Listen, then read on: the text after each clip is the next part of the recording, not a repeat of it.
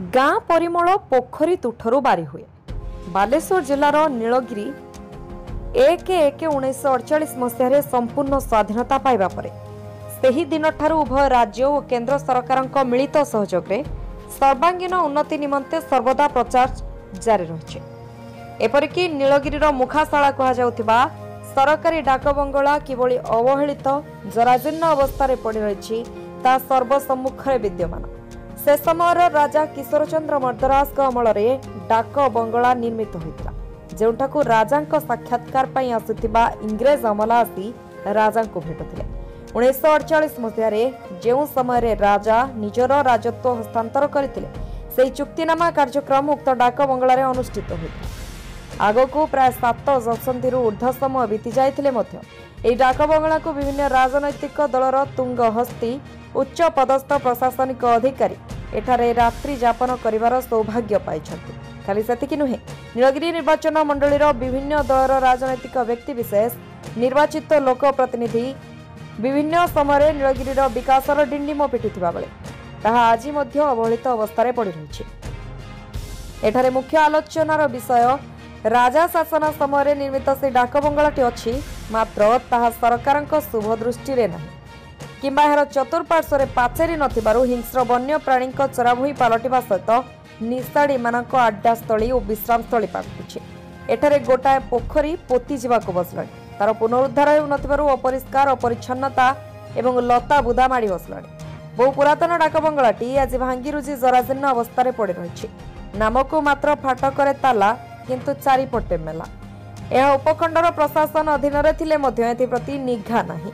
उक्त डाक बंगला को समस्त पाद पड़ुथिबा बेले जदि एभली अवस्था दृष्टिगोचर न हुए नीलगिरीर विकास केते मात्रा रे विकसित ता स्पष्ट अनुमय। दुख लगुच विकास विकास गोटे हुरी पड़ी बजेट अधिवेशन आरंभ ठारू विकास विकास चलछि। विकास गोटे नारा बोली केंद्र सरकार राज्य सरकार कहउछन।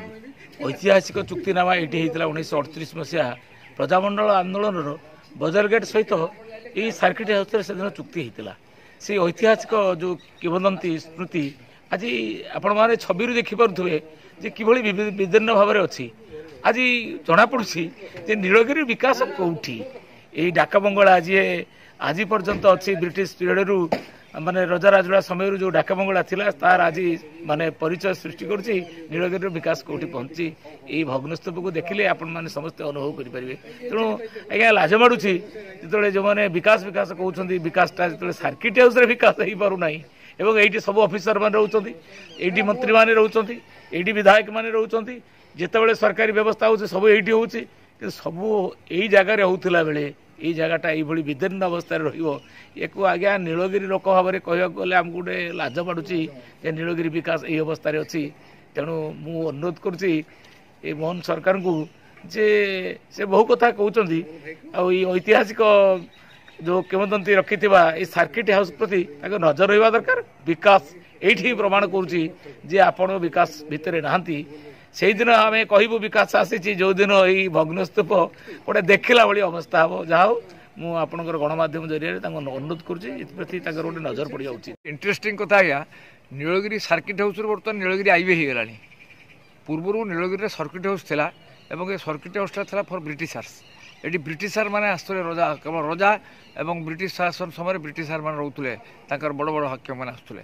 आ गोटे इंडियन गेस्ट हाउस था बजार मझे इंडियन गेस्ट हाउस इंडियन मान रोते किंतु इंडियन गेस्ट हाउस चलीगला बर्तमान सेठी बर्तमान होगा सरकारी ऑफिस करदे खूब रिसेंटली करदे जे करदे बर्तमान कोऑपरेटिव डिपार्टमेंट ऑफिस आउ एटा सर्किट हाउस बर्तमान आईवे हो गला। तेणु बर्तमान आईवे अवस्था जहाँ बर्तमान एटा भग्न स्तूप या देखिले बर्तमान जना पड़ुची जे नीलगिरी गड़जात प्रति जे राज्य सरकार और केंद्र सरकार वैमात्रिक मनोभाव चिंताधारा रही।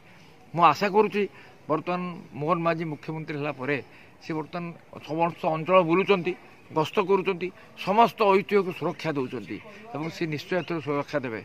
मुझे एमएलए एमपी को अनुरोध करुच्ची से मोहन माझी को मुख्यमंत्री माननीय मुख्यमंत्री को अनुरोध करूँ जमी टंका देकर पुनरुद्धार करा जाऊ।